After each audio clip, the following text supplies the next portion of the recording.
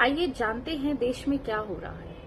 Hello everyone, मैं हूं शिवांगी चौधरी। आज हम समझेंगे वक्फ बोर्ड के बारे में और आप डिसाइड करिएगा कि जो वक्फ बोर्ड का एक नेशनल इंपॉर्टेंस का मुद्दा बन के रह गया है पूरी कंट्री के अंदर, क्या ये जो चेंजेस हो रहे हैं क्या ये सही है या गलत।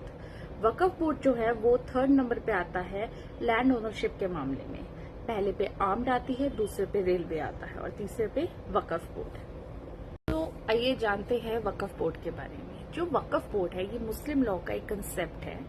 अगर कोई भी पर्सन अपनी प्रॉपर्टी, चाहे वो इमूवेबल प्रॉपर्टी होती है जैसे कि हाउस हो गया, मूवेबल प्रॉपर्टी जैसे कि मनी, अगर वो चैरिटी करता है या डोनेट करता है इन द नेम ऑफ गॉड, तो वो प्रॉपर्टी जो है वो वक्फ बोर्ड के कंट्रोल में आ जाती है और इसके अंदर जो ओनरशिप होती है वो परमानेंट होती है।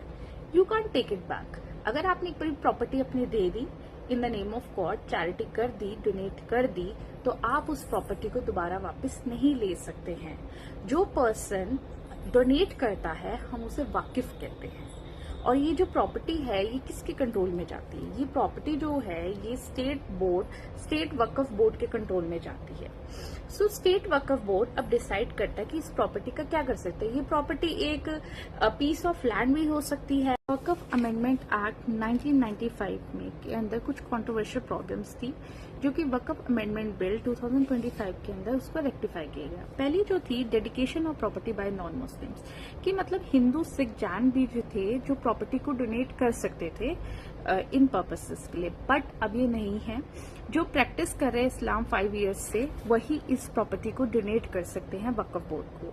दूसरा है वक्फ बाय यूजर्स। आर्बिट्रेरली क्या होता था कि कोई भी चीज को वक्फ प्रॉपर्टी मान लिया जाता था, मतलब किन प्रॉपर्टीज को, कि बहुत टाइम से एक चीज की प्रैक्टिस चल रही है या वहां पे प्रेयर हो रही है उस प्रॉपर्टी के, या किसी भी रिलीजियस पर्पस के लिए यूज हो रही है कुछ काफी सालों से, तो उस प्रॉपर्टी को एज ए वक्फ प्रॉपर्टी मान लिया जाता था। कोई रिटर्न डॉक्यूमेंटेशन की जरूरत नहीं होती थी। बट अब ये चीज खत्म हो गई है। अब आपको ऑफिशियल डिक्लेरेशन देनी पड़ेगी to declare that property as waqf. तीसरी चीज क्या है, 25 आउट ऑफ 32 स्टेट्स के अंदर, यूटीज के अंदर, यूनियन टेरिटरीज के अंदर वक्फ बोर्ड ने 5973 जो गवर्नमेंट की प्रॉपर्टी है उस पे अपना क्लेम कर रखा है, जिसके कारण रेलवे, पब्लिक स्ट्रक्चर्स सब कुछ स्थगित पड़ा हुआ है। अब अमेंडमेंट किया गया है, कोई भी गवर्नमेंट लैंड हो जिसके पास कोई रिकॉर्ड नहीं है कि ये बताने के लिए कि ये वक्फ प्रॉपर्टी है, ये वक्फ प्रॉपर्टी की यूज के लिए की जाती है या किसी भी चीज के लिए, वो वक्फ प्रॉपर्टी नहीं रहेगी। इस चीज को वेरीफाई करने का पावर कलेक्टर को दिया गया है, कलेक्टर के पास होगा। अगर वो देखेंगे कि कोई ओनरशिप नहीं है इस प्रॉपर्टी की, तो रेवेन्यू रिकॉर्ड से इस चीज को अपडेट किया जाएगा और उस गवर्नमेंट की प्रॉपर्टी को वक्फ बोर्ड की प्रॉपर्टी से रिमूव कर दिया जाएगा अगर कोई भी रिटन डॉक्यूमेंटेशन नहीं है। हर स्टेट के अंदर सर्वे कमिश्नर अपॉइंट किया जाएगा। वो सर्वे करेगा कि ये वक्फ प्रॉपर्टी है कि ये नहीं है। स्टेट गवर्नमेंट इस सारे सर्वे का खर्चा उठाएगी। इस सर्वे की सारी रिपोर्ट जो सर्वे कमिश्नर है वो स्टेट गवर्नमेंट को देंगे, स्टेट वक्फ बोर्ड को देंगे और इसका नोटिफिकेशन जो है ऑफिशियल डेजिग्नेटेड पब्लिकेशन होगी कि स्टेट की प्रॉपर्टी जो है ये वक्फ बोर्ड की है कि नहीं है। हमने देखा कि कैसे सर्वे कमिश्नर सर्वे करता है, स्टेट के खर्चे पे रिपोर्ट सबमिट करता है स्टेट गवर्नमेंट को, स्टेट वक्फ बोर्ड को। एक ऑफिशियल पब्लिक गेजेटेड पब्लिकेशन निकलती है कि स्टेट प्रॉपर्टी जो है ये वक्फ प्रॉपर्टी है कि नहीं है। तो जब ये लिस्ट आ जाती है तो लिमिटेशन पीरियड होती है हमारी दूसरी प्रॉब्लम की। हम ये बताते हैं कि क्या ये प्रॉपर्टी जो है 1 साल के अंदर ही आप इसको चैलेंज कर सकते हो ट्रिब्यूनल के अंदर। अब तीसरा इशू है ट्रिब्यूनल इशू। अगर हमारी कोई भी कॉमन प्रॉपर्टी है, अगर हमें कोई भी केस फाइल करना होता है तो हम सिविल कोर्ट के अंदर फाइल करते हैं, बट इसके अंदर ऐसा नहीं है। आपको इसके अंदर वक्फ ट्रिब्यूनल के अंदर ही जाना पड़ता है फाइल करने के लिए केस। और इसके अंदर क्या होता है, ट्रिब्यूनल का जो डिसीजन होता है ना वो डिसीजन फाइनल होता है। आप सुप्रीम कोर्ट और हाई कोर्ट में तब अपील कर सकते हो अगर कोई लीगल एरर होगा या कॉन्स्टिट्यूशनल एरर होगा या कोई भी ऐसी प्रॉब्लम होगी तभी। और अब इसके अंदर मेजर प्रॉब्लम्स क्या है जो सर्वे कमिश्नर होता है ना, वो स्टेट अथॉरिटी के अंडर नहीं आता है और आपके पास सिर्फ 1 साल का टाइम होता है। दूसरी प्रॉब्लम है कि 1 साल का टाइम होता है, लिमिटेशन पीरियड होता है कि आप उसको चैलेंज कर सकते हो। अब कोई वेट थोड़ी करता रहेगा कि कब लिस्ट आएगी, कोई देखता थोड़ी रहेगा। ये सबसे बड़ी प्रॉब्लम थी। और तीसरी थी प्रॉपर्टी डिस्प्यूट जो थी वो स्टेट ट्रिब्यूनल के अंदर जाती थी, वक्फ ट्रिब्यूनल के अंदर, किसी के अंदर। तो इन सब चीज को देखने के लिए वक्फ अमेंडमेंट बिल 2025 इंट्रोड्यूस किया गया जो सर्वे ट्रिब्यूनल और लिमिटेशन को एड्रेस करेगा। अमेंडमेंट बिल 2025 अब वो मेजर देखता है चेंजेस इन सर्वे में। डिस्ट्रिक्ट कलेक्टर जो है अब वो सर्वे करेगा कि ये वो प्रॉपर्टी जो है वो स्टेट के अंदर की वो वक्फ प्रॉपर्टी है कि नहीं है। अगर उसके डिसीजन से कोई सेटिस्फाइड नहीं है तो आप हाई कोर्ट के अंदर अपील कर सकते हैं 90 डेज के अंदर।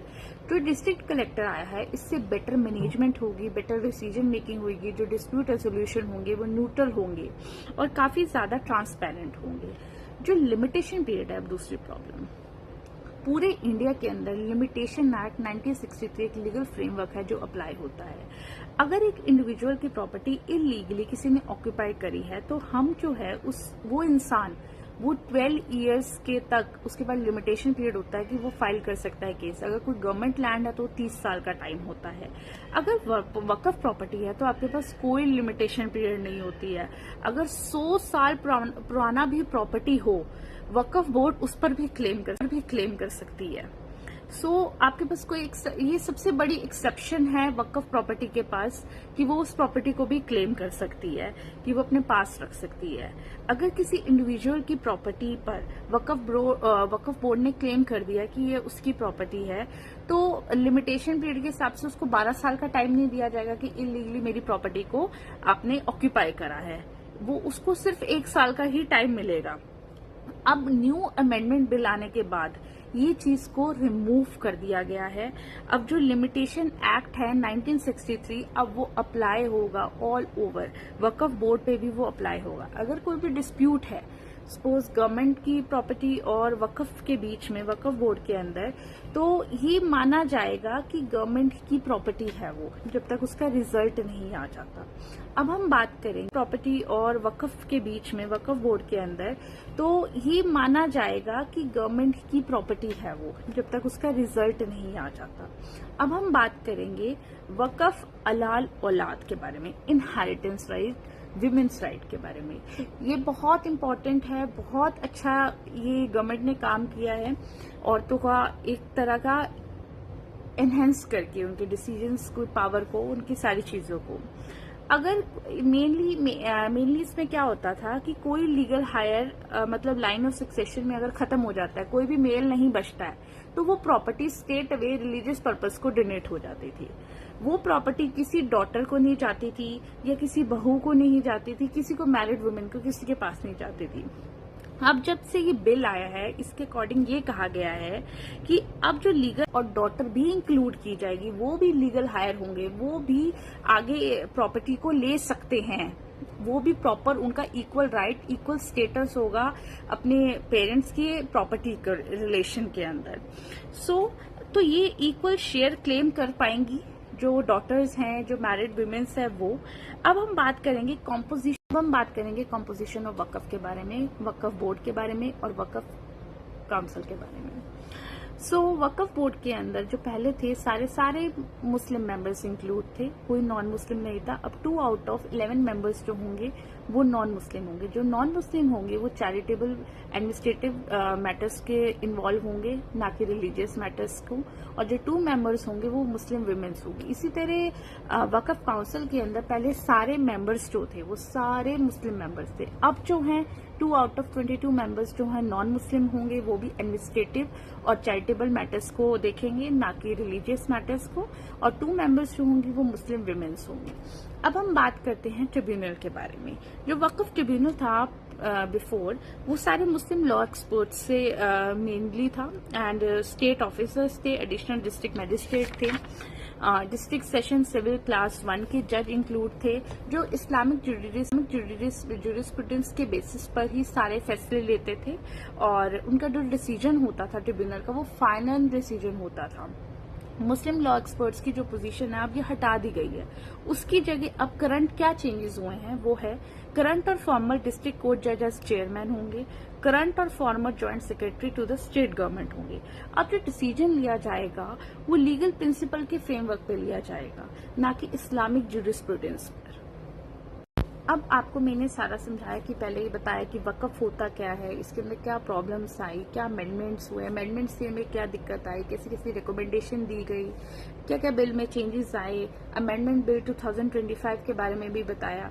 तो वक्फ है क्या? वक्फ जो है ना एक मुस्लिम पर्सनल लॉ है, ये एक रिलीजियस इशू है प्रॉपर्टी के अंदर, जो प्रॉपर्टी की ट्रांसफर को मैनेज करता है।